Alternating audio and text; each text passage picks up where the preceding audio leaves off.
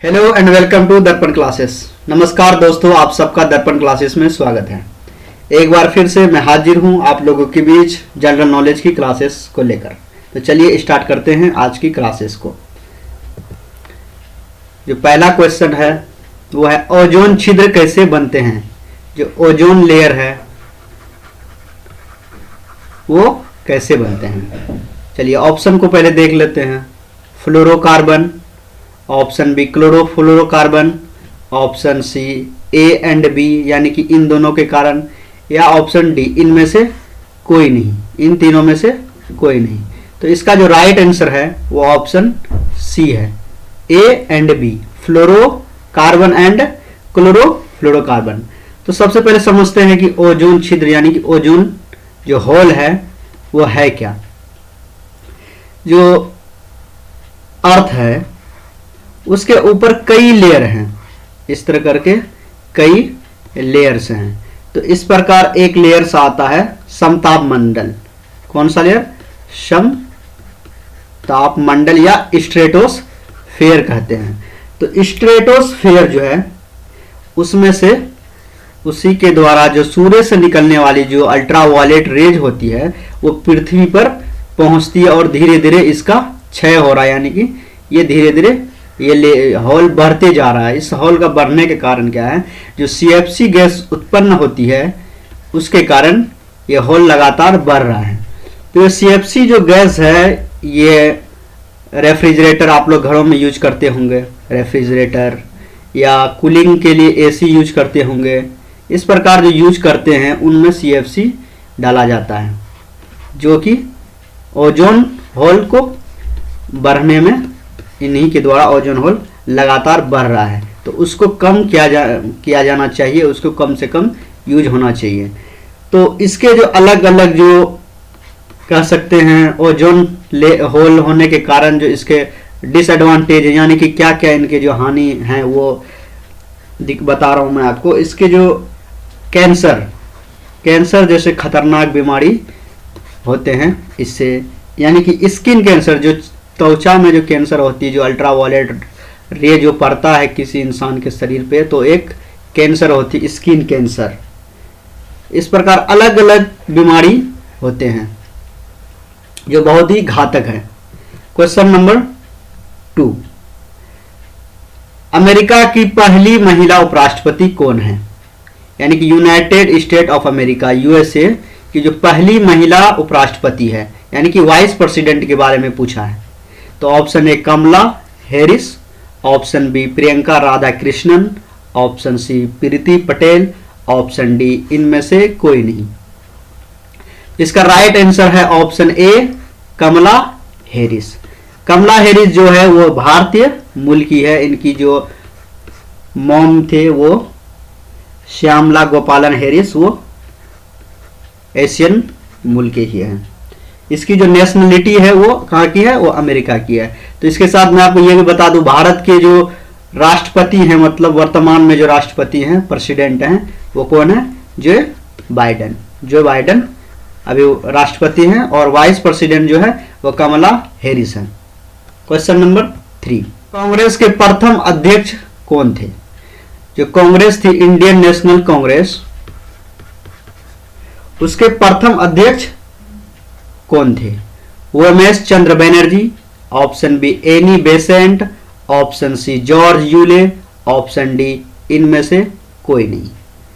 जो Indian national Congress थी, जिसे शॉर्ट फॉर्म में कांग्रेस के नाम से ये विख्यात है, इनकी जो स्थापना हुई वो हुई थी 1885 में। 1885 में कांग्रेस का गठन किया गया था। कांग्रेस का गठन किसने किया था? इसके जो संस्थापक थे, फाउंडर थे, वो A.O.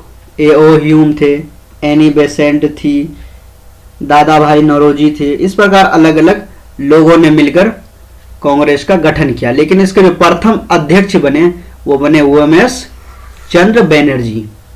तो चलिए क्वेश्चन नंबर, तो OMS चंद्र बनर्जी के बारे में ये बता दूं कि वो क्या थे, बंगाली थे, को फाउंडर और फर्स्ट प्रेसिडेंट भी रहे इंडियन नेशनल कांग्रेस के। क्वेश्चन नंबर 4, कार्य करने की क्षमता को क्या कहते हैं? जो कार्य करने की क्षमता है उसको क्या कहते हैं? ऑप्शन ए शक्ति, ऑप्शन बी ऊर्जा, ऑप्शन सी वेग, ऑप्शन डी त्वरण। तो इसका जो राइट आंसर है वो ऑप्शन बी है, ऊर्जा। जैसे कि आप सभी लोग जानते हैं, जैसे कि किसी जलप्रपात से पानी इस प्रकार गिर रही है और नीचे अगर हम टरबाइन लगा दिया जाए, ये टरबाइन क्या करती है? घूमती है। जब ये टरबाइन घूमती है तो क्या करती है? वो ऊर्जा उत्पन्न करती है। तो वही कह दिए, कार्य करने की क्षमता को क्या कहते हैं? ऊर्जा कहते हैं। तो उससे फिर क्या होती है? बिजली बनती है, जो घरों में हमारे लाइट जलते हैं। चलिए क्वेश्चन नंबर 5, स्वच्छ भारत मिशन की शुरुआत हुई थी। जो स्वच्छ भारत मिशन है उसकी शुरुआत हुई थी, कब शुरुआत हुई थी?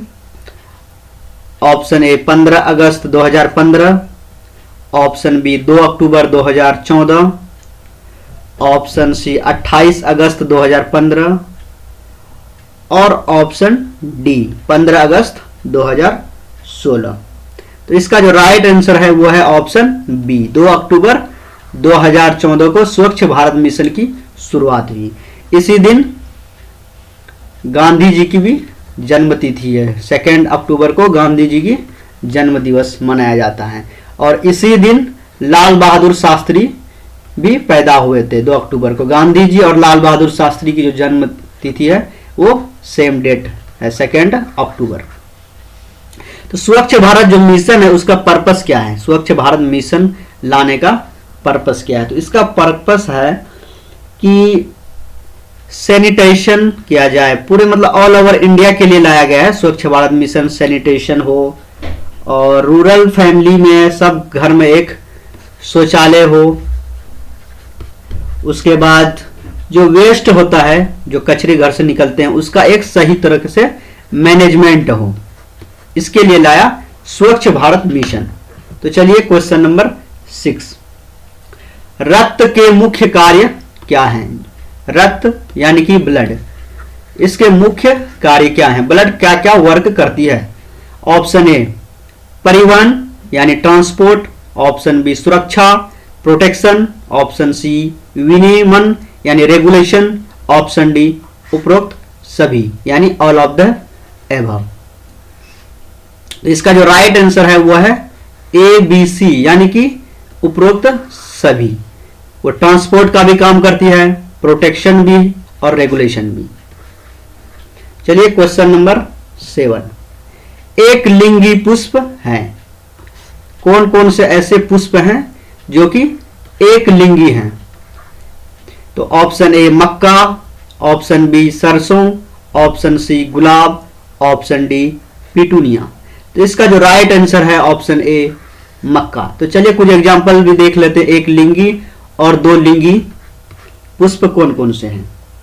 जैसे एक लिंगी कहते हैं ऐसे फूल जिनमें जो पुंकेसर होता है, ये पुंकेसर और तथा स्त्री केसर, वो ना केवल एक ही भाग में होता है, एक ही भाग में पुंकेसर और स्त्री केसर होता है, इसलिए उसे बोलते हैं एक लिंगी।